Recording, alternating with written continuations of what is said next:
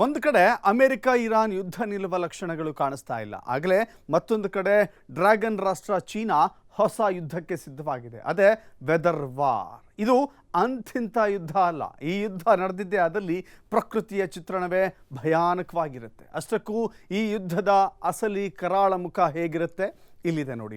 ಮಳೆನೂ ಬರುತ್ತೆ, ಬರಾನೂ ಇರುತ್ತೆ. ಪ್ರಪಂಚದ ನಿದ್ದೆಗೆಡಿಸಿದ ವೆದರ್ ವಾರ್. ಗಡಿಯಲ್ಲಿ ಸೈನ್ಯ ನಿಲ್ಲಿಸೋ ಚೀನಾ ಈಗ ಆಕಾಶದ ಮೇಲೂ ಕಂಟ್ರೋಲ್ ಸಾಧಿಸೋಕೆ ಸ್ಕೆಚ್ ಹಾಕಿದೆ.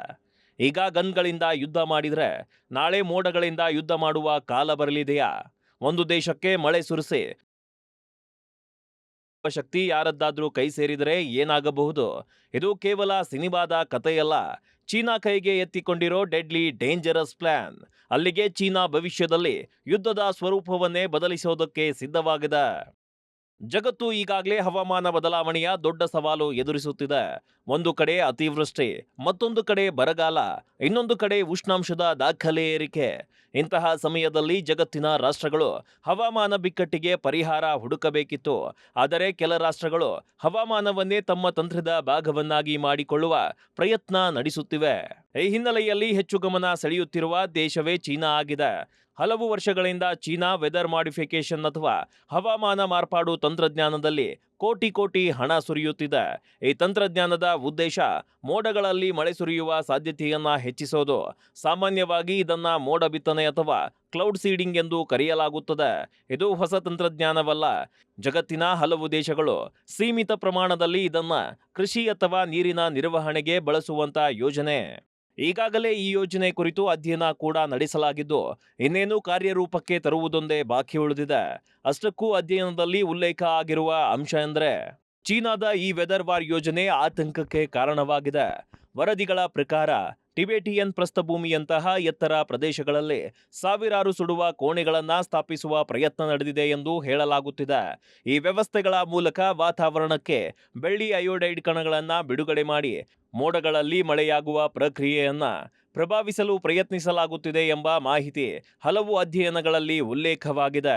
ಅಸಲಿಗೆ ಹಿಮಾಲಯ ಟಿಬೆಟಿಯನ್ ಪ್ರಸ್ಥಭೂಮಿ ಏಷ್ಯಾದ ಅನೇಕ ಪ್ರಮುಖ ನದಿಗಳ ಮೂಲ ಪ್ರದೇಶ. ಅಲ್ಲಿನ ಹವಾಮಾನದಲ್ಲಿ ದೊಡ್ಡ ಮಟ್ಟದ ಬದಲಾವಣೆಗಳು ಸಂಭವಿಸಿದ್ರೆ ಅದರ ಪರಿಣಾಮ ನೆರೆಯ ರಾಷ್ಟ್ರಗಳ ಮೇಲೂ ಬೀಳಬಹುದೇ. ಭಾರತ ಸೇರಿದಂತೆ ಹಲವು ದೇಶಗಳ ವಿಜ್ಞಾನಿಗಳು ಈ ವಿಷಯವನ್ನ ಅಧ್ಯಯನ ಮಾಡಬೇಕಾದ ಅಗತ್ಯವಿದೆ ಎಂದು ಹೇಳುತ್ತಿದ್ದಾರೆ. ಆದರೆ ಚೀನಾ ಇಚ್ಛೆಯಂತೆ ಭಾರತದ ಮೇಲೆ ಪ್ರವಾಹ ಅಥವಾ ಬರಗಾಲ ಉಂಟು ಮಾಡಬಹುದು ಎಂಬುದಕ್ಕೆ ಸದ್ಯಕ್ಕೆ ಸಾರ್ವಜನಿಕವಾಗಿ ಲಭ್ಯವಿರುವ ಮಾಹಿತಿ. ಆದರೂ ಒಂದು ವಿಷಯವನ್ನ ನಿರ್ಲಕ್ಷ್ಯ ಮಾಡುವಂತಿಲ್ಲ.